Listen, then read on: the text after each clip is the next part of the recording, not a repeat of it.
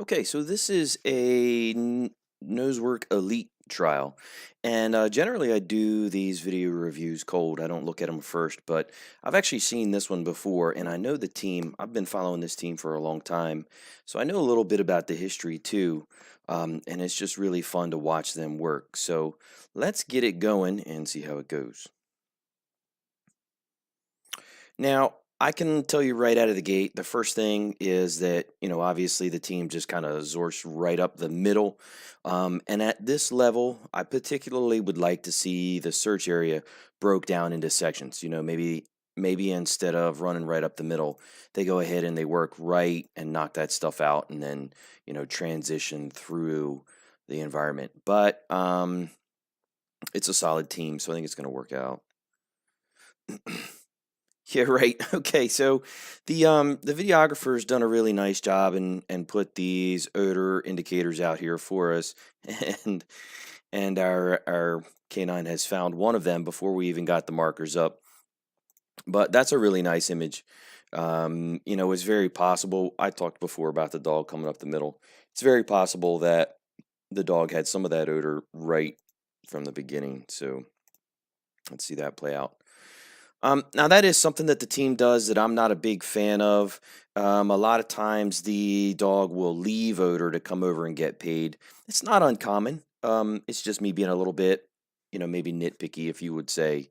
Um, Something that's possible to fine tune anyway.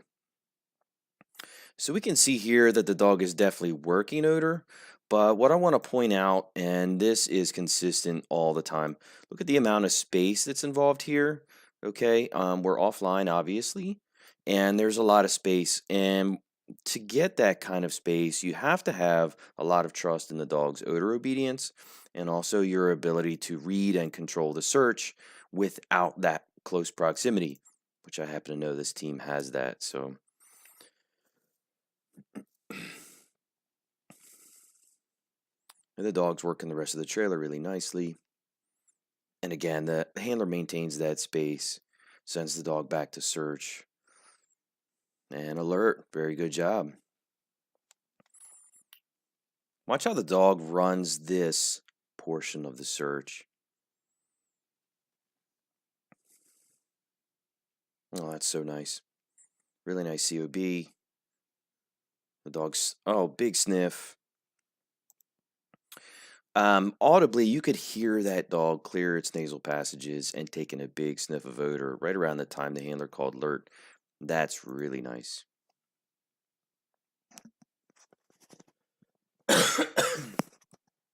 Right back on odor again. Boom, finish. So nice. And so I just want to kind of recover real quick. So we've got three different odors back here. We've got one there, and we've got one on this piece of equipment, and we've got one over here. And we finished up the trailer, and then just sorry, that's the wrong marker. So we finished up the trailer, and then just kind of come down, hit this perimeter, right on down. That's about as efficient at it as it gets.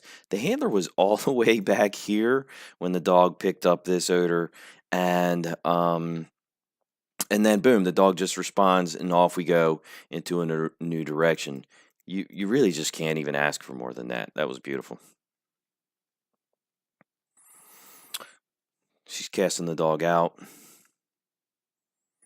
So I generally like to break an environment down in such a way that I eliminate portions of the search as I move along. And so let me just kind of scrub back just a little bit. And what I'm talking about is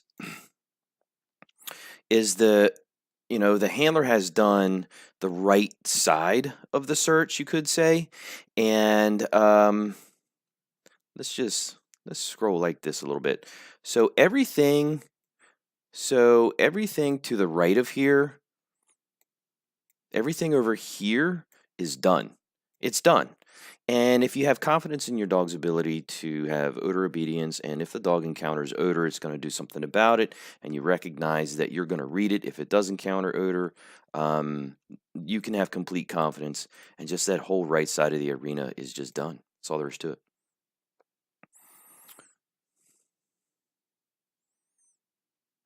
So the dog has some nice detail. I mean, I wouldn't mind to see it work that a little bit better. Okay.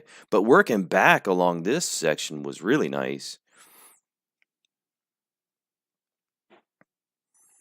Okay. Um, I can barely make out the dog, but I happen to know that they're working the back side of this portion of the element, which is completely fine. It's a big, big search area, and they've covered a lot of ground in what, 2 minutes? There's a nice change in behavior. So the dog has a semi-aggressive alert. I mean, I guess it's actually just fully aggressive. The dog's just not really aggressive about its aggressive alert, but that's what it does. It throws the paw. Um, Now, this is really important, and I don't want to miss this because this is important. So I want you to see, you can barely, right. So we can see our handler all the way over here, and our dog is over here. The dog is actually basically blind to the handler right now. There's a very limited, if any, line of sight between these two. And the reason that the handler is able to accomplish that is because the high level of confidence that the handler has in that dog's odor to obedience.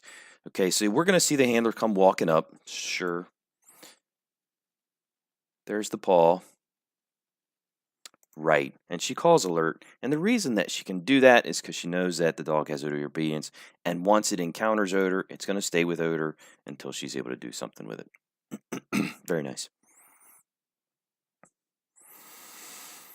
This is a big arena. So there's a hide over here on the trailer. I can see that marked by the videographer, which is nice.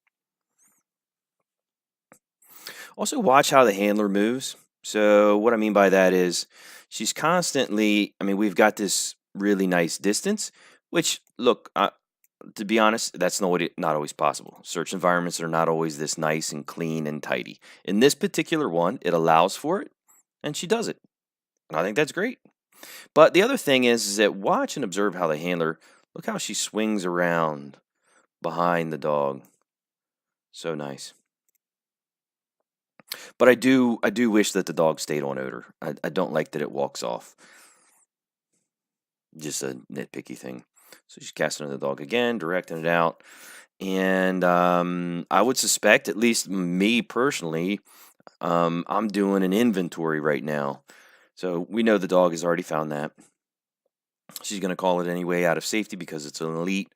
But basically, what's happening is the handler is working back through the environment now and going, hey, what did we miss? What didn't we check? Where do I need to make sure that my dog gets to encounter odor so that we make sure we get absolutely everything that we possibly can and don't miss a thing? Right, very nice. Look at her. She's looking around, going, where else we got to go? Hey, make sure you get this side of this trailer. I want to make sure we get everything. Look, now she's going to go back and check the other direction. Here, check that out real quick. That's just too pretty to ignore. Watch this. Watch this little cast. Off the dog goes. Nice. Man, you can't beat that with a stick. Dog's nice and obedient.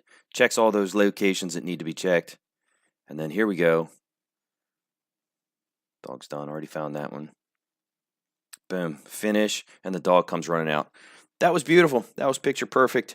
And it was a really nice example of the ability to break an environment down into sections, because this is an enormous search with multiple pieces of equipment in it. And then the team just methodically crushes piece by piece by piece and works it all the way through. Lots of confidence in the dog with the handler, the ability to cast, the ability to direct. The dog has enormous obedience to odor. And then she takes a really nice inventory and runs all the way through. And then with a confident finish. That was so nice. That was a really nice example of a really big elite search. And congratulations to you with that dog and all the work that you put into it. Thanks for letting me watch. That was a ton of fun.